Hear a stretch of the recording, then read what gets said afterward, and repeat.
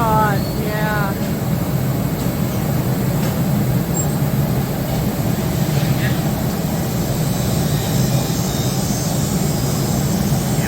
That is amazing. Yeah, I mean, you start with an apprentice, you want to get retrained, which takes 8 years. Molding that.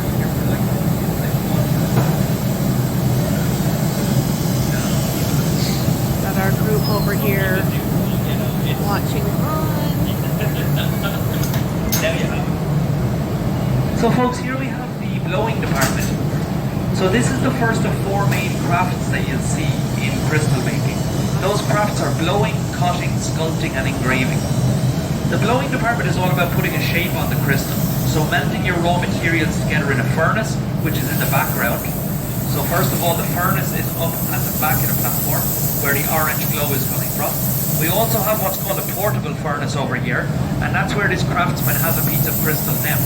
So he's holding what's called a blowing iron, and on the end of that is a piece of molten crystal.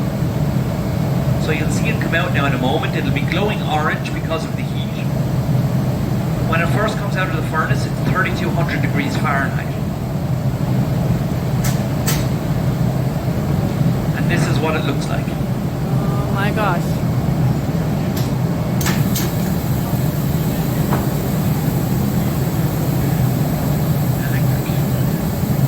Look at that unique So the shape. crystal itself is very flexible because it's actually, sometimes it's almost as if it's closer to liquid than solid when it first comes out. It's so flexible. So you can see it change shape using the wooden jewels from the last area. So this is the pre-shaping process, and he just finished pre-shaping. So now it's going down into its mold. So remember, cast iron or wood, this is cast iron. And if you look at the worker's face, he's physically blowing air into the piece during this process. So he blew a bit of air into it there, and there's another bit.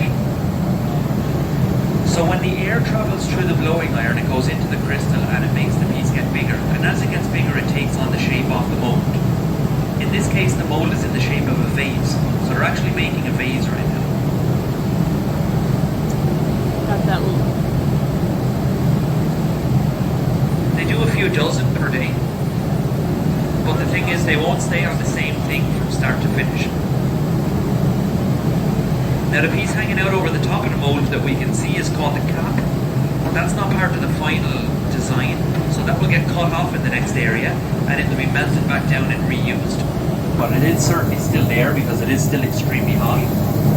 It'll become completely clear when it reaches room temperature, but that won't be until tomorrow.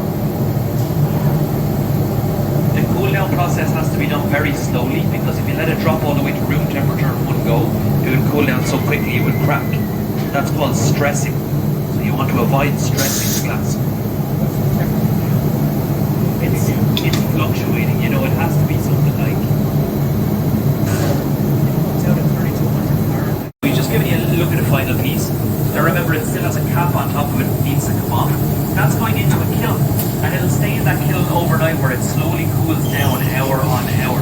That's a process called annealing. So tomorrow,